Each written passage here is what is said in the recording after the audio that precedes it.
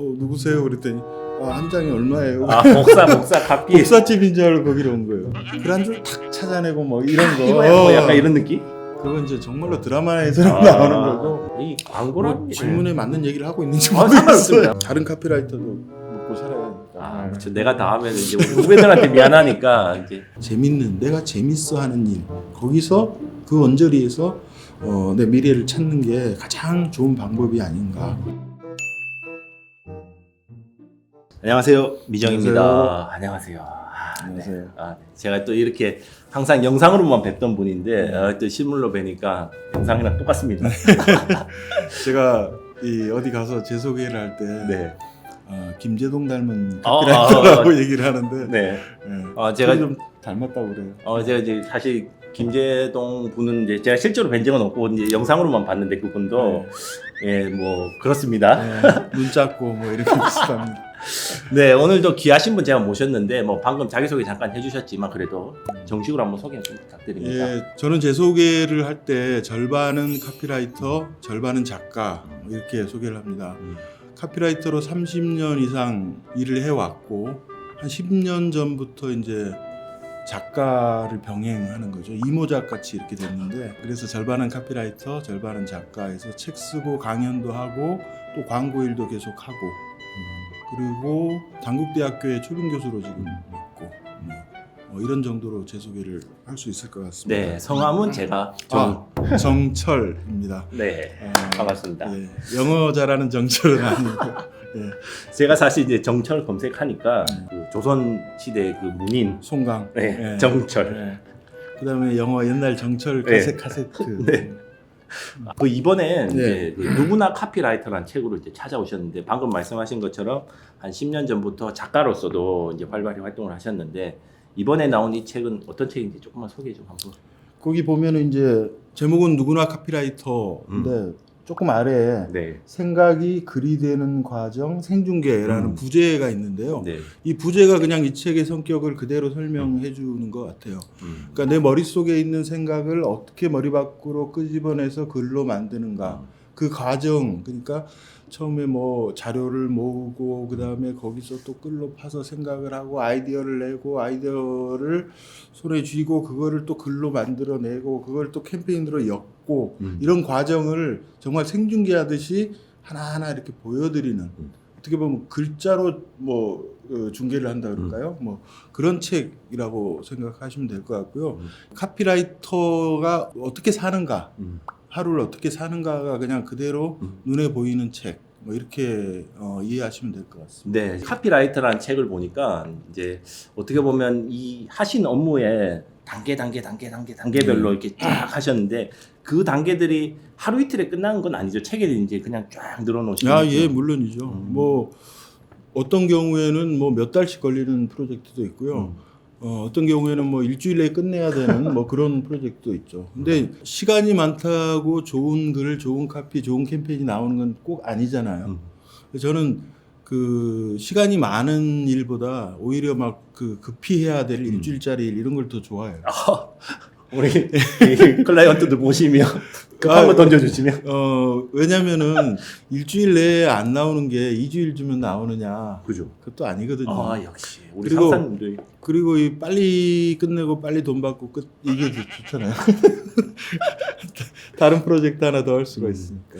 이제 이 누구나 카피라이터 요 문구에 제가 공감하는 게 사실 이제 저희가 SNS나 이런 거 보면 글을 길게 적지 않잖아요. 내 사진 한 장 딱 올리고. 요즘 더 그렇죠. 그렇죠. 뭔가 임팩트 있는 뭐 한두 줄짜리 탁 하고 끝나는데 옛날 같으면 뭐 오늘 밥을 먹었는데 하늘의 별이 뭐 이렇게 하는데 요즘에는 딱 밥을 먹었다 별이 밝다 뭐 이런 식으로 끝나잖아요. 그러니까 오히려 더 다 개인들도 다 카피라이터가 되지 않나. 시대가 약간 그렇게 바뀐 것 같아요. 책의 뒷장을 보면은 그런 게 있어요. 과학자는 글을 잘 써야 합니다. 수학자는 글을 잘 써야 합니다. 심리학자는 글을 잘 써야 합니다. 마케터는 글을 잘 써야 합니다. 그러니까 글을 잘 쓰지 않아도 좋은 사람은 없다라는 건데요. 옛날에는 어떤 사람을 그 평가 판단할 때 그 사람의 외모나 그 사람이 갖고 있는 명함, 뭐 또 말투, 뭐 이런 걸 보고 판단을 했다면 이제는 그 사람의 글이 곧 그 사람이 시대로 접어들었다고 생각합니다. 이게 오프라인보다 온라인 만남이 잦아지면서 그렇죠. 자기가 자기 생각을 글로 표현하지 못하면은 굉장히 곤란해지는 상황이 많죠. 그래서 무인도에 혼자 살지 않는 한 누구나 카피라이터처럼 자기 생각을 아주 함축적으로 또 분명하게 얘기를 할 수가 있어야지. 그러니까 내가 어떤 사람은 굉장히 호감을 가졌는데 그 사람이 SNS에 올린 글 한 줄을 보고 그냥 바로 비호감으로 그 사람이 바뀔 수도 있는 거잖아요. 있어요. 그런 적 있어요. 굉장히 많다고 네. 저는 생각해요. 그 반대 경우도 있겠지만. 네. 그래서 글을 잘 쓰지 않아도 좋은 사람은 없다라는 거죠. 우린 매일 어딘가에 글을 쓰거든요. 그 제가 그걸 어디서 느꼈냐면 이제 여러 가지 저희가 커뮤니티 활동들을 하잖아요. 똑같은 내용으로 제가 예를 들어서 어떤 제목으로 글을 썼는데 아무도 읽질 않아요. 왜냐하면 클릭 자체를 안 하는 거죠. 근데 누가 댓글로 야 이렇게 한번 바꿔봐 하면서 그러면 제가 그 제목으로 똑같은 내용을 썼거든요. 좋아요와 추천이 와 올라가는 걸 제가 느꼈거든요. 아 역시 이게 카피구나. 그게 이제 제목 장사 보통 그렇게 얘기를 하는데 이메일 제목이든 아니면 기사 제목이든 제목에 따라서 굉장히 많이 클릭 수가 왔다 갔다 하니까. 저는 이제 굉장히 말하면서 느끼실지 모르겠지만 저는 말이 길어요. 그러니까 쓰다 보면 글도 길어지거든요. 근데 카피는 그렇게 길면 안 되잖아요, 사실. 그러니까 이제 안 되는 건 아니지만은 글이 그 카피가 짧을수록 한눈에 그 메시지가 들어오잖아요. 그러니까 광고 카피는 일반 글하고 달리 이거는 굉장히 상업 문장이잖아요.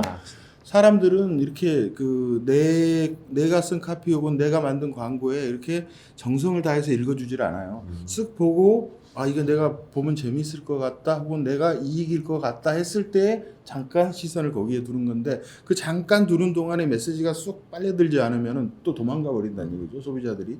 그러니까 이제 가능하면 짧게 좋다. 그러면 책도 약간 그런 기조로 쓰신 거예요? 그러니까, 책은 또 다르죠? 아니 저는 크게 다르지 않다고 생각하고요. 책에는 이게 굉장히 이제 긴 문장들이 이제 나오고 하는데 한 문장 한 문장을 짧게 그다음에 계속 수정해서 뭔가 빈틈이 없게 이게 이제 막 뭐랄까 버릇이 됐다. 점점 이제 그래서 되게 긴 글을 쓸 때 한 문장 한 문장을 그렇게 쓰다 보니까 되게 이제 힘들죠. 근데 그거를 또 설렁설렁 못 하겠더라고요. 그래서 이제 책이 사실 쏙쏙 들어요. 제가 이게 뭐 굉장히 빨리 읽었어요. 잘 읽히죠. 네, 굉장히 잘. 이게 제가 그냥 하는 말이 아니라 굉장히 잘 읽혀가지고 쑥쑥 들어가지고 사실 거짓말 안 하고 제가 아침에 1시간 정도 쭉 읽었어요. 재미도 있고. 저희가 이제 글을 쓸 때 저 같은 경우는 이제 굉장히 글이 늘어지다 보니까 짧게 쓰는 연습을 저 스스로도 하고 있었거든요. 근데 이제 아무리 내가 글을 많이 쓰는 직업이라고 해도 짧게 쓰여지지 않는 것도 있고 그 다음에 뭔가 머릿속으로 확 떠오르지 않는 것도 있고 아니 저도 말이 길어지는데 그러니까 그거는 정말로 쉬운 방법 중에 하나가 그러니까 내 글이 하루 아침에 달라지는 방법. 그렇죠. 그게 정말 쉬운 방법인데 지금까지 썼던 내 문장들을 한번 쭉 보시고 그 내가 썼던 문장을 부엌칼을 들고 두 문장이나 세 문장이나 네 문장으로 한번 쪼개보세요. 틀림없이 쪼개지거든요. 맞아요. 그러면 문장이 완전히 달라진다는 거죠. 그러니까 그거는 그러니까 무슨 훈련이 필요한 것도 아니고 의도만 있으면 되는 거예요. 그러니까 누구나 내일 아침에 내가 할 수 있는 게 문장을 단문으로 만들어라. 그 자체로 읽히는 힘이 완전히 달라지고 문장 전체가 힘이랄까 파워랄지 이런 게 확 달라진다는 거죠. 그거 하나만 해도 굉장히 효과를 볼 수가 있다고 생각합니다. 저 같은 경우에도 사실 여기 적어놨잖아요. 요거 여쭤보려고 읽는 사람이 편하게. 그렇죠. 저 같은 경우에도 이제 습관을 이제 제가 드리려고 처음에 이제 예를 들어서 보고서라든지 기타 어디 쓸 때 이메일 같은 경우에도 쫙 일단 써요. 그 다음에 요거는 한 문장으로 쓰기엔 내용이 너무 많다. 자르자 해가지고 뭐뭐 씁니다. 그렇습니다. 하면서 탁탁 끝내고 그렇게. 그 작업 되게 중요해요. 우리가 책을 읽다가 내가 책을 읽고 있는데 어떤 경우에는 틀림없이 눈은 이 글자를 따라서 막 달려가는데 머릿속에 이 내용이 하나도 안 들어오는 경우가 있죠, 가끔. 그럼 어떻게 해요? 내가 집중력이 떨어졌어. 팍 세수하고 와가지고 다시 딱 앞으로 돌아가서 또 읽으면 또 안 들어와요. 그런 경우는 독자의 집중력에 문제가 있는 게 아니라 작가 이놈이 잘못 쓴 거예요. 안 읽히게 쓴 거예요. 그리고 그런 글의 대부분은 한 문장이 무지하게 길다라는 공통점. 그러니까 문장이 막 대여섯 줄 되다 보니까 이 긴 이 거리를 달려오다가 이게 막 꼬여버리고 비문이 나오고 주어는 딴 얘기하고 수로는 딴 얘기 이런 문장이 나오는데 이거를 비문을 고치는 방법이 비문을 막 고치려고 하는 게 아니라 문장을 나누다 보면 비문은 사라져 버린다. 쪼개는 거. 그래서 부호카를 자꾸 쓰라라고 제가 말씀드립니다. 그렇군요. 저희가 사실 카피라이터만 카피를 쓰는 게 아니라 아까 여기 책에도 있는 것처럼 마케터도 글을 쓰고 그 다음에 저희가 보고할 때도 글을 쓰고 막 쭉 글을 쓰잖아요. 그러면 조금 더 사람의 시선을 눈을 끌어당길 수 있는 글을 쓰는 방법. 그 이제 제가 막 찾아보니까 사람 이야기를 써라. 사람 이야기를 써라. 글자로 그림을 그려라. 네. 요거 조금만 더 구체적으로 한번 설명해 주시면 좋을 것 같아요. 거기에 어떻게 보면 그 두 가지가 핵심일 텐데요. 글을 쓰는 네. 무엇을 쓸 것인가, 무엇을 이야기할 것인가에서 딱 하나만 꼽으라면 저는 사람 이야기를 하라. 세상에서 가장 재밌는 얘기는 사람 얘기예요. 그렇죠. 가장 힘 있는 이야기도 사람 이야기고 가장 울림이 큰 찡한 이야기도 늘 사람 얘기거든요.